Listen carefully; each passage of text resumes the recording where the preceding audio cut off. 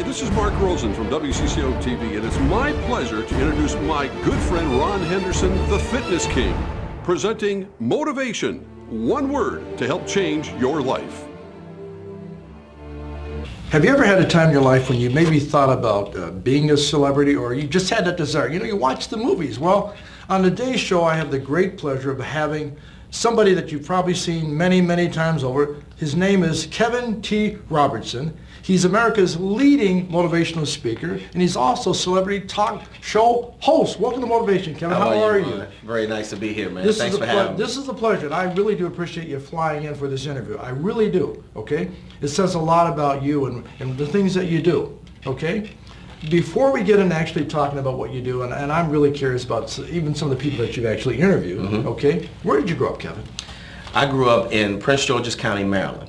I'm just a curly-haired little kid from Capitol Heights in that area. Same vicinity as Kevin Durant, who plays for the Warriors. Okay. Yeah, I grew up right in the same neighborhood as him. Really? Okay. So you know, it really meant a lot to me that you know, just growing up, you know, all I ever wanted to do was travel.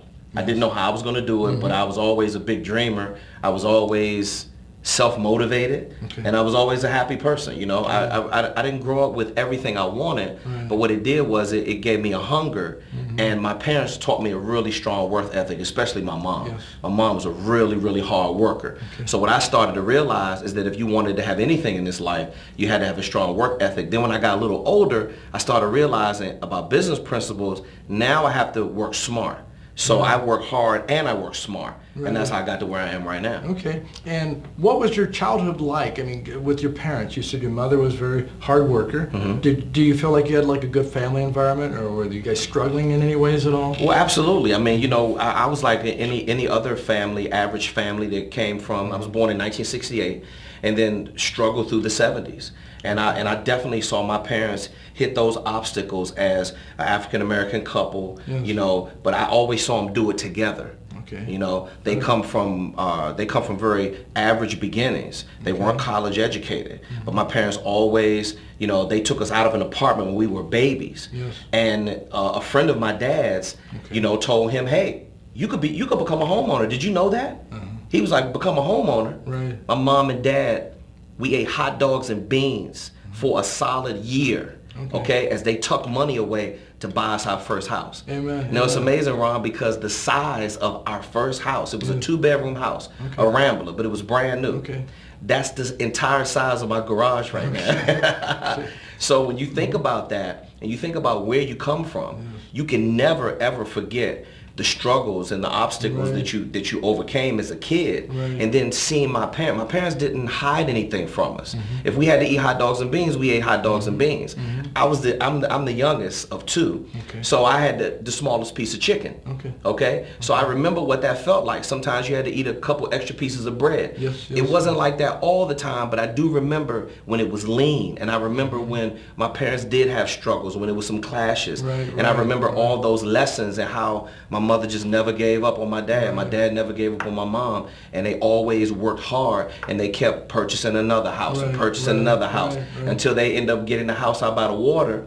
And you know, hey, I mean, it's what the American dream is all about. Amen. Well, Kevin, I gotta say, you're reading my mind, because you started talking about the food. I was gonna say, did you ever eat any TV dinners? Yes. Yeah, because you're reading my mind. Because see, what people see you, and I've read almost every single post, which you didn't know about. Almost every single post that you've written on Facebook, I've read. Thank you, thank you. I've watched every video that you've ever had out there, every one of them. Wow. Okay, and so people see you. You're interviewing all the stars. You're a very successful person, but most of these people probably don't know what you're back. They don't know where you came from. That's true. See? That's true. They don't know that. And very few people ask me that, because all they see is where I am right now. Exactly. You know, and I'm so thankful for, you know, not only your brand of what you do and how you do it.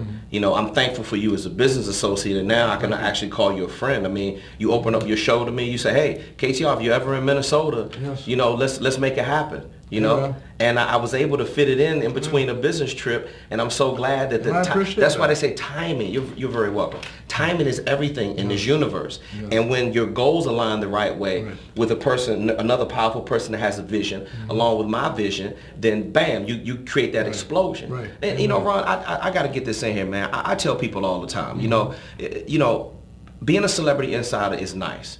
Right. All I ever really wanted to do, Ron, was study how they became successful. Right, okay. Like what you're asking me, how do you overcome those obstacles? I forget about the money and the success and the gold and all of the accoutrements that they have. Right. Forget about that piece. Right. I want to know what you had to do to overcome those struggles and get all the way to the top. Right. I've interviewed some of the biggest celebrities in the world, A-list celebrities, some of the people at the top of the height of their career. Right. But every last one of them, Ron, have a story of struggle. Right, and you know, and I'm going to interrupt because I want to hear that story, but if you don't mind, I dug up a clip of you, so what I want to do, I want to take a short break and go to that clip, and then we're going to come back and get up close and personal with Mr. Kevin T Roberson. On that note, let's go to that clip. Yeah, I'm right here, where it all started. Eleanor Roosevelt High School, baby. Home of the Raiders, #1. I used to be out here with my friends, telling them all about my dreams, all about this big stuff I wanted to do. This is the art class for Miss Henderson. She used to let me do my thing in here all the time in art class. I mean, she really facilitated a lot of people's talent. R.I.P. Miss Henderson. Just knew I wanted to do something big one day in my life. I saw some dreams that weren't being lived in my house, so I wanted to live those dreams. They say each generation does a little bit better. I want to do a whole lot better. You want to know why I'm #1? Because I'll hustle everybody. First, African-American interview Larry the Cable Guy. I got that interview. Why did I get it? Because me and my team, we work harder than anybody else. Focus is having the ability to concentrate and see things other people don't see. I've been blessed with that gift. Tevin Campbell hadn't come to Washington, D.C. in 17 years. Who got the exclusive interview? The Kevin T Roberson Show. It takes mental endurance. Hills! Hills is how you build your endurance. You're already feeling the pain. You might as well get the reward at the end. What's the reward? Me losing weight, me staying healthy, me staying in shape? How can I empower other people if I'm not empowered? How can I help other people stay focused if I'm not focused? How can I help other people stay in shape if I'm not in shape? Every business I ever started has been undercapitalized. We put our life on the line for this business. That's the reason why we're successful. It's about delayed gratification. Excellence sometimes just means you're trying your best, you're giving it your all. You want to be somebody one day. You don't know what that's going to be, but you hope it's something special. So I look for the best of the best to be able to work with me. Because if you want to go where I'm going, it's about hard work. You sleep when I sleep. You eat when I eat. You sacrifice when I sacrifice. So if you're not prepared to stay up at least 20 hours out the day to go find another show to work on. Television business has a 98% failure rate. Why have I been able to be successful? Put together a team of graphic designers and videographers and photographers and staff and personal assistants. Why am I able to do it and everybody else comes and they go? And how come I'm still here? Because of focus. You want to come into my world? You want to see what's really going on with me? You want to see why I'm America's leading focus expert? Man, let's go.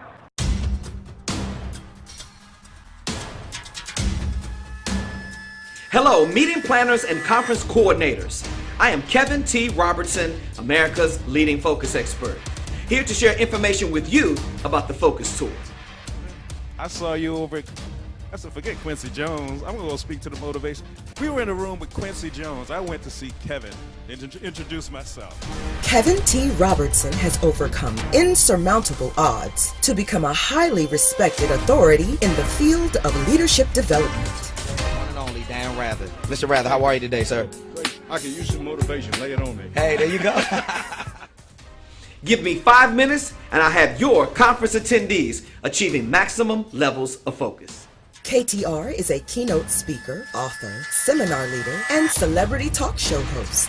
Kevin delivers presentations to the top companies, studied the most successful leaders, and can teach your audience how to be more effective with focus-based learning solutions. KTR's signature programs are focus-based leadership, focus-based success, focus-based customer service, focus-based motivation.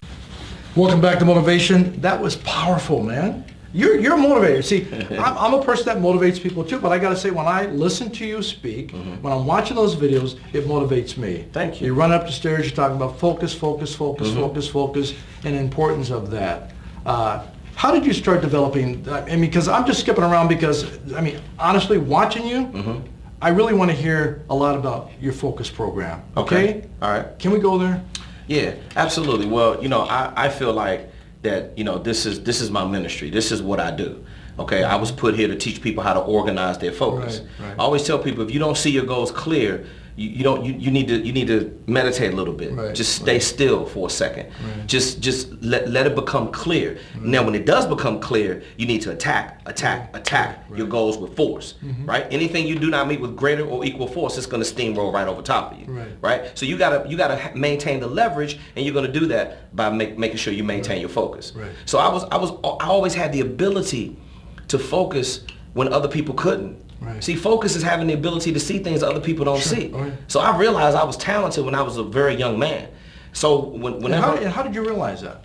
What was it? I was very artistic, right? Right. So I could draw, I could paint, and I kept developing that skill. Yes. And then this is why I always tell parents, you know, support your kids, get behind whatever activities that they have, because one of those things is going to turn into a profession one day. We don't know what it is. You don't know, yes. You know, we don't know. I didn't know that the fine art painting and me being very skilled at writing. Right. I was always very gifted at English and literature. Yes. Whenever that came up, the teacher would hold my paper up and she was like, "This is how your paper needs to look." Okay. And I didn't really know the technical way I was doing it. I just knew it was a gift. Right. And I kept working on it and working on it. Then my parents bought me a trumpet when I was in the 4th grade. And I focused in on my music because I wanted to learn music theory and all of that. Right. And I played in concert bands, and I sat in first chair trumpet all throughout high school. Then when I got out of high school, I played in bands. Okay. So I'm going to go back to a point that really let me know that my focus was on a whole another level, because this was one of the most difficult times in my childhood. This is when I was back in high school. Okay. I graduated from Eleanor Roosevelt Senior High School in 1986. So I went out for the cross country team in 84, right? The year my brother graduated. Okay. The year before that, I went out for the basketball team and I got cut. So I needed to do something. Back then, I was all about being athletic. Right. I thought I wanted to take a shot at my athletic dreams, and I thought I was going to so I got cut from the basketball team. I made the cross country team. Okay. Coach Dan Rincon went to the 1976 Olympic trials. Okay. He was phenomenal as a coach. And he pulled me up one day and said, "You know what, Robertson?" He said, "You're soft." He said, the cross country is mental endurance. Right. You're not focused. Right. So I was throwing the word focus around until Coach Rincon taught me what focus really was. That's the guy that taught me to run hills. We used to sprint hole to hole at Maryland University golf course. We would run, sprint a hole, jog a hole. 18 holes. Ron, I don't even want to tell you how my guts were hanging out. I'm sure. And it was just, it was a test. But he made me so hard on the inside, so mentally tough because of the way he trained us. And I went to the state championship my first year running cross country just because I had focus. Yes. And I got next to last place, but I was in the top 247 runners in 1985 in the state of Maryland. And that was some accomplishment. So what that did was it gave me confidence. It taught me how to really zero in on something that I really wanted that was very, very difficult to overcome. Running cross country is hard. And I didn't want to go through with the training. You know that being a personal trainer. Forget the way that your outside is not going to look the way you want it to look until you get your inside right. And that's what Coach Rincon taught me how to do. He taught me to have the mental endurance. He taught me to focus on training and what it would do to carry over to other facets of my life. Okay, and you go into major companies all the time, okay? You have a focused message. When you go into these companies, what are most of these people, what are they looking for when they bring you into these companies? Well, what they're really looking for in a professional speaker, and I'm glad you asked me that question, because, you know, meeting planners and conference coordinators, they really don't want to hire a motivational speaker. Like what the public thinks a motivational speaker is. It really got a bad rap because it was kind of gimmicky back in the 80s. You know, Tony Robbins, one of the greatest speakers, one of my mentors. I speak on the same circle with all these guys. But you had people walking on fire, and the meeting planners were like, "Oh, everybody can't make people walk on fire." Well, that's part of marketing and branding, and Tony is great at it. However, it's more to speaking than just the motivational, inspirational piece. You have an inspiring and motivational story. So do I. Everybody does, right? But what meeting planners and conference coordinators really want is a subject matter expert. So the first 7 years of my career, I didn't take it serious. I thought it was just about the rah-rah motivational piece. And then I really got skilled at knowledge transfer. I take the knowledge I have inside of me, and I figure out a way to move the content around in my head, make my leadership style match your learning style. Because everybody has a different one. Hands-on, kinesthetic, auditory, visual. What kind of learner are you? You got to know that audience, and you got to take the business of speaking serious.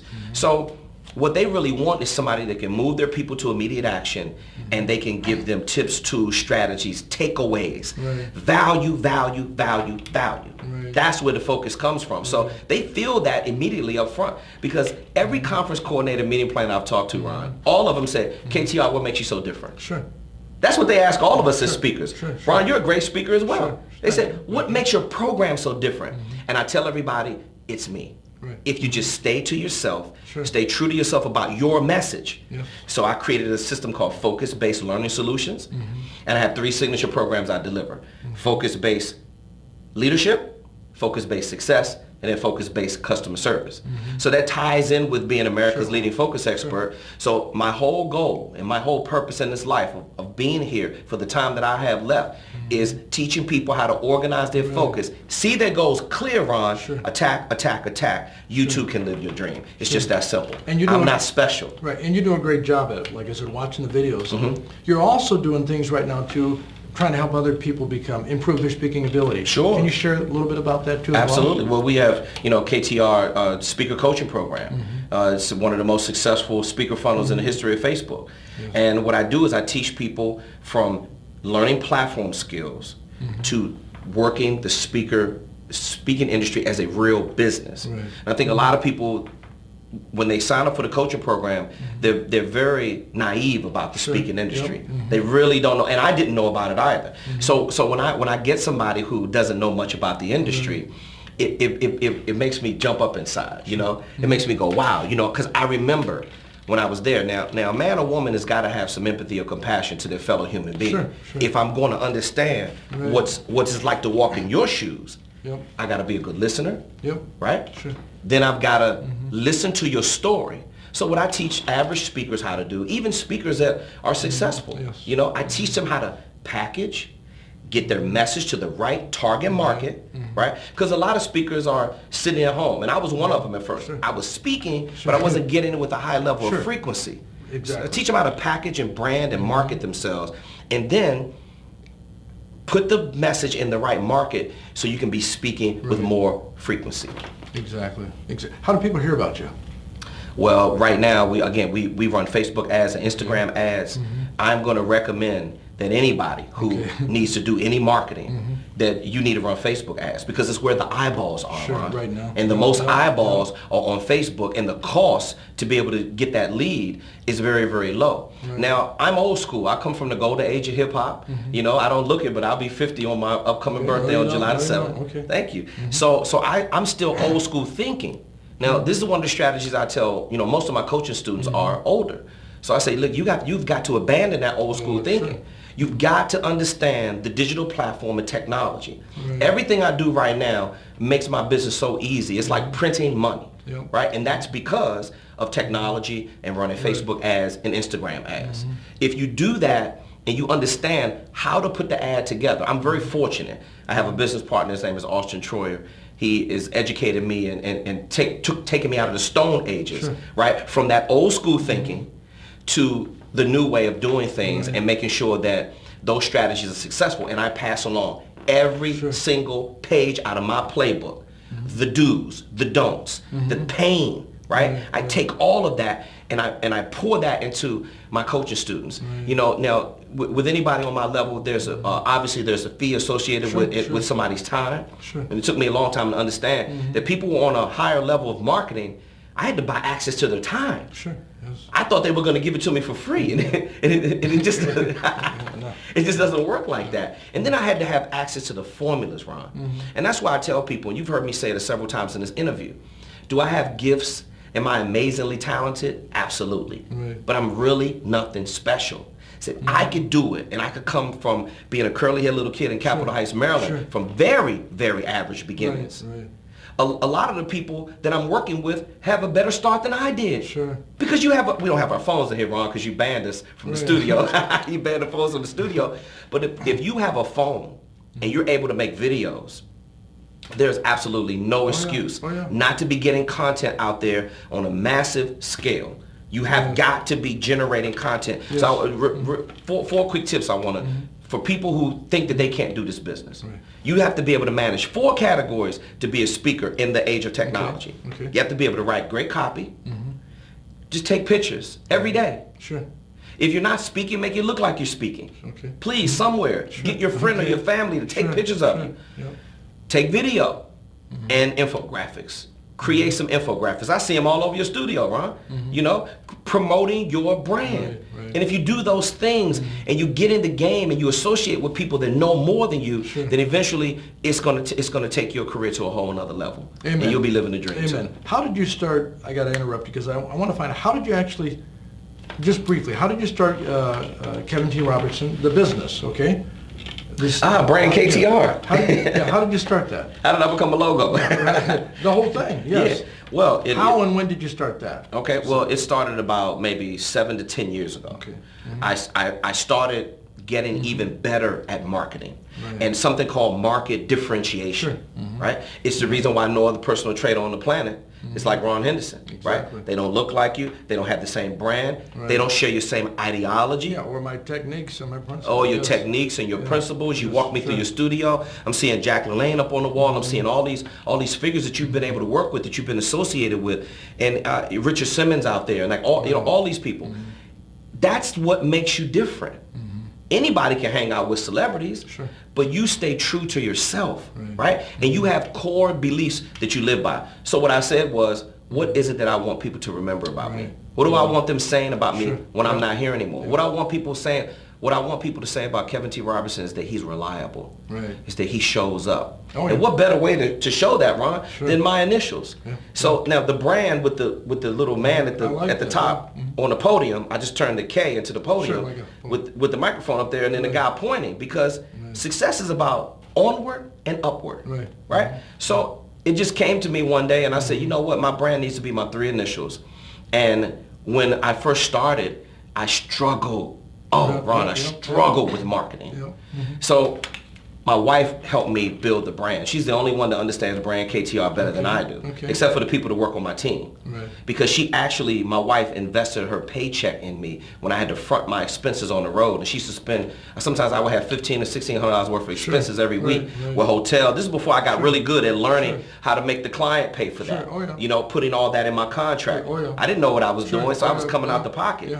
She really broke her back for me in the beginning to get me on the road, keep me on the road, work with me through all of my mistakes, take me from being an average motivational speaker to being a consummate professional speaker. There's a big difference. You do a great job, and with the time that we have left, I want to ask you this. Yes. Are you accepting people that are interested in maybe becoming a speaker, and how do they get hold of you? Yes, we are. Well, you can get a hold of us by going to kevintroberson.com. Okay. If people are interested, there is a free training video that I offer, about a 30-minute plus workshop that I offer, and I open up the door about the industry of professional speaking. I tell you what's really going on in the industry. We only accept 20 coaching students every month, you know, because I do run a full-time consultancy. I have a family. I just became a granddad for the first time. You're a busy guy.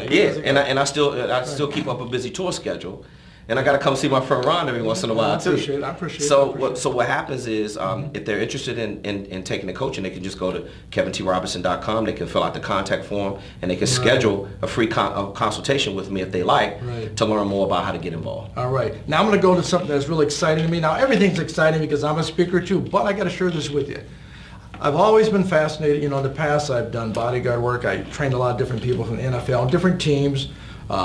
People grew up with Alexander, all these different people that I know, okay? One of my favorite artists. Mint Condition, Stokely Williams, great friend of mine. I trained him and his whole family for a long time.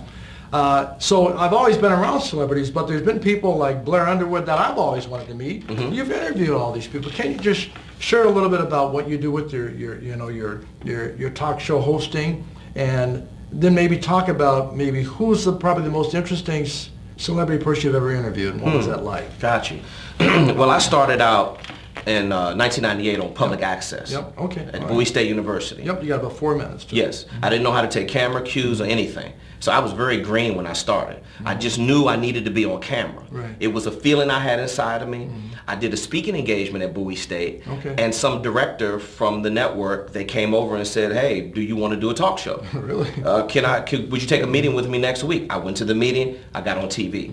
Now, one of my dear mentors, Alvin Jones, who started Rap City at BET, when BET just had 2 cameras, and they were a fledgling network, right? So Alvin Jones taught me how to, on-camera discipline, and how to do quote-unquote celebrity interviews. He taught me how to access events. He taught me the purpose of a media request and how to get credential for events where you're not just a groupie hanging out. You're working that event. So then I just started getting good at it, Ron, and I just started covering these events, and then all of a sudden, you know, believe it or not, half of the media requests that I put in, they get denied.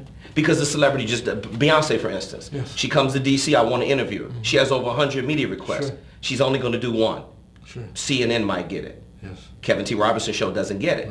No problem. But the other 50% that I've gotten has been Larry the Cable Guy, Joel Osteen, Blair Underwood, Angela Bassett, Dan Rather, some of the top names in the game. So I just go after them, and when they say yes, I go in there and I'm just very professional. And I train my crew to do the same thing as well. We have a mentorship program, and our crew is comprised of a lot of young people, and we give them a shot. We teach them how to work the video cameras, photography, personal assistance, graphic design, digital marketing, a lot of things. So I have fun working with my team. Sounds like it. Now, I'm going to tell you one interview that really stood out when I interviewed Academy Award winner Louis Gossett Jr. Okay? And I asked Louis Gossett a question. My signature question is, Mr. Gossett, how much focus did you have in your career to achieve your success? He went back to when he was in the 1st grade. He remembered a teacher that taught him some principles that he lived by to this day. And then he talked about his great-grandmother having an influence on him when he was a kid. See, these principles that we learn when we're kids, man, we just keep getting better and better and better. And the earlier you can put these strategies in children, they will hold on to those strategies for life, just like that work ethic that my mom taught me and that focus that Coach Rincon taught me. Good. I like that. I like that. What was the, let's say, what would be the most exciting interview you've had for excitement? Exciting. Who was exciting? Who was full of energy? Was it, did you like Mayfield or something? Mayweather? Have you done Mayweather? People like that? Yeah. Now, Floyd was a good interview, but I'd say my Angela Bassett interview. You know, I love her. She was so neutral, but just the energy alignment. She was just so regal. You understand? Too, Yes. She knows who she is. You can read it on her. Absolutely. Absolutely. So when I asked her a question, I said, Angela, you know, what kind of projects can we expect coming out of you in the future? She said, Kevin, you know what? I just want to give the fans more. I want to pick different projects, and I just don't want to let the fans down. I'm just so funny about the work that I take because I feel like I have a responsibility, you know, and I just love that so much, man. I already had a tremendous amount of respect for her, but it just made it go to a whole nother level. And the good part about it is I try to focus on celebrities that I have a high adulation for. So those are the ones I go. I just don't go after anybody. There's a reason why I go after that celebrity for that interview. Because Ron, if you ever thought about this before, even when you're looking at an interview, why doesn't the host ask this question? Oh, I think somebody at home would want to know this. So that's the spin I put on it, and I just let it flow, man. And I just make the magic happen just by them allowing me to be in their space and being ready and prepared. I've been on the red carpet before when so many crews are not prepared, and these celebrities have been interviewed by the best people in the world. You've got to be ready. Yes, I agree. I just want to say it's a pleasure having you on the show today. Thank you, Ron. You're a great guest, number one. And you're a great motivational speaker, and I love what you do. So thank you for coming on. And you're a great host. Thanks for having me. It's a pleasure, man. Thank you. Look forward to doing it again. Folks at home and all that you do, I want you to stay blessed, stay fit, and keep watching motivation. And also, as Kevin T Roberson would say, stay focused, right? Stay focused. All right. We'll see you next time on Motivation. Good job.